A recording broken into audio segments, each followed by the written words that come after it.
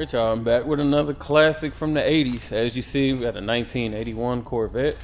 This thing is super clean. It seems like red is the most popular and favorited color in these vehicles, so the red definitely hits.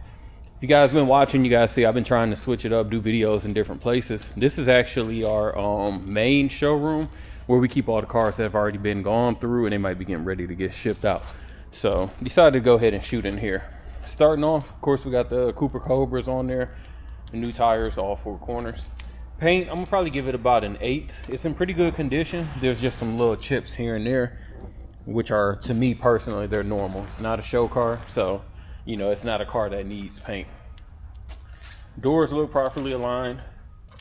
No issues there. I didn't see any crazy dents or anything. T-top's in great condition. These are the tinted ones, so kind of cool. It depends on what you like, if you prefer the tinted or the mirror, but I do like the tinted ones myself, especially on the red. I think this is a car that lends itself to tint. You don't really need to see the interior, so I think it'll make it look a lot cleaner.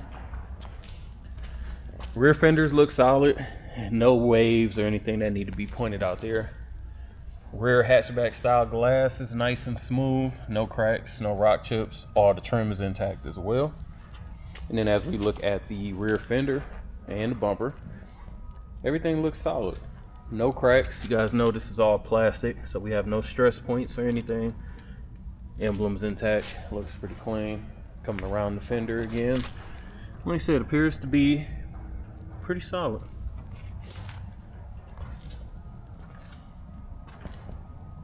Again, I always love moving around smaller cars because you get around them so quick, especially when you don't have a trunk or anything.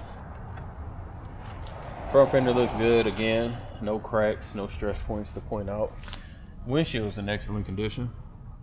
No rock chips or cracks there. And then as we come down the hood, you guys won't notice any dents, hail damage, or anything like that.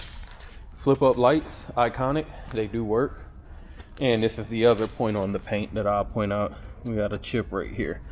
I can just tell you from being in here, like the amount of Corvettes that we've had, you can tell people underestimate how long the nose is. Like when you're looking from the front, you can basically see up to about here, and then you got this drop off. So you're kind of estimating that you're ending somewhere in this area, and everybody forgets about this little point. And the fact that the point overhangs, the nose overhangs the bottom where the license plate mounts. So that little corner right there, I'm sure it's gotten a lot of people in trouble. Let me go ahead and pop the hood.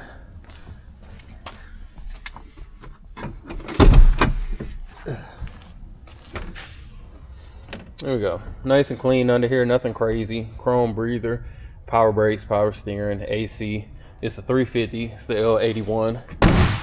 Low compression, so you know, you guys could probably go ahead and throw a little boost on this. Let's check out the interior. Interior super clean. It's finished in that slate colorway, so light gray. One thing that I do like about this one, you know, I'm always telling you guys, little details matter. I love these seal plates. Like, I think this is super dope. It just looks better. Normally in most of these, let me show you. We got two of them over here.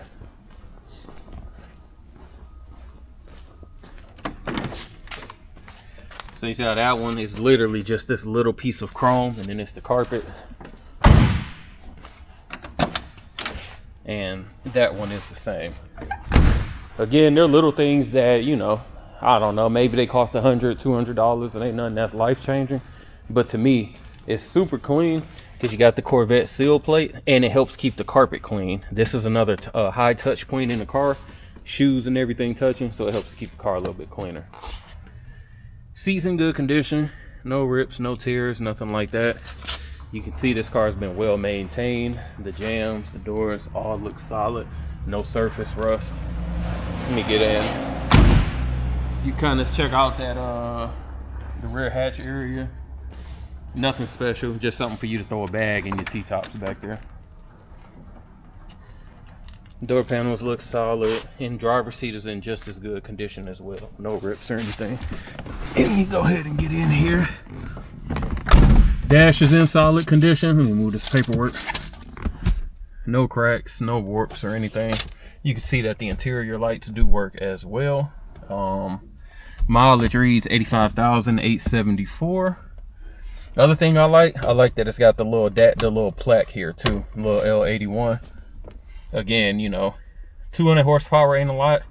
Close to 300 pound-feet of torque. That's pretty respectable, again, in a car that probably weighs closer to 3,000 pounds. So let me get this seatbelt on before I start her up.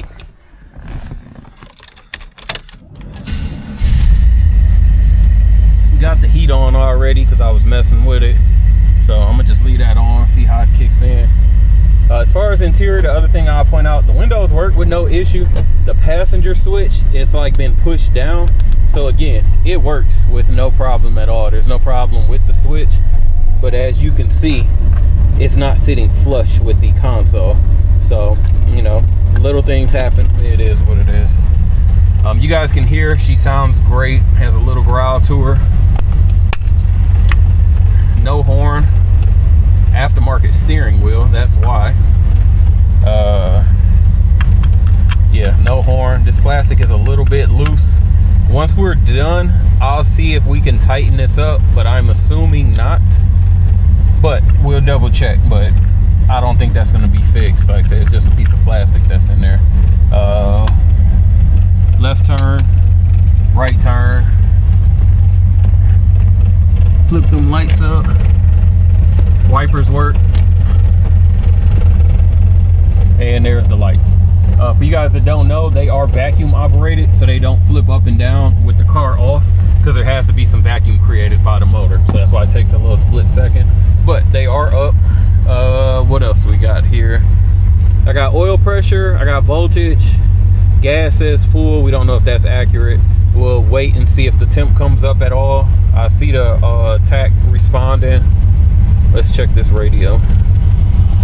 Radio works. Let me see how we can. Yep, we're good. Whoops. See if I can turn that off. There we go.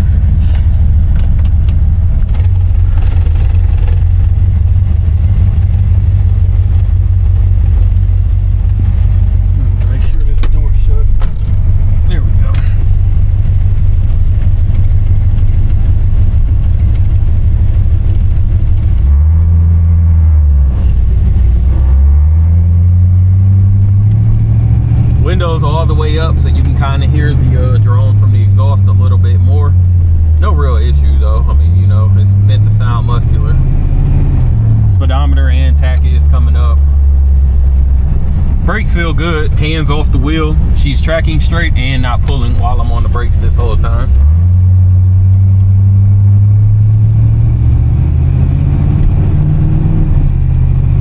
First shift was smooth.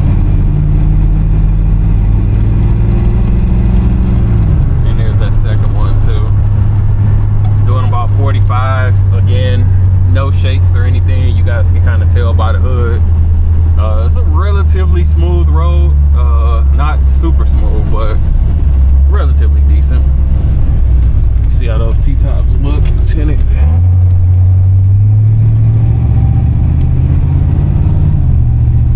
And I can't tell. I don't think these gauges work for the temperature. I think we would have been up by now, but we'll see. I'm gonna just let it keep running a little bit. I don't hear any weird sounds, belt squeals or anything. No weird shakes. The little drone that I hear is clearly because the windows are up with the exhaust. Obviously it's a super small car. The exhaust almost sit right underneath us, so. Brakes do feel good though, not gonna lie about that. They're not overly firm and they're not extra soft either. Headlights still up, so that vacuum is holding strong.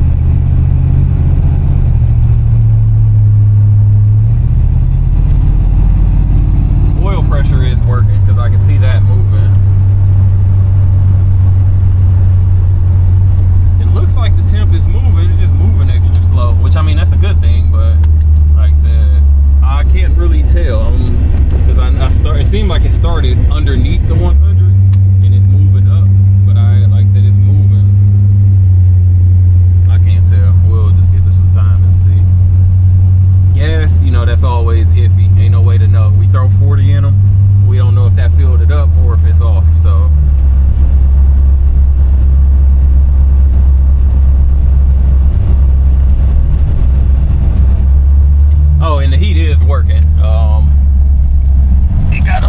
hot in here, so I'm gonna turn that off.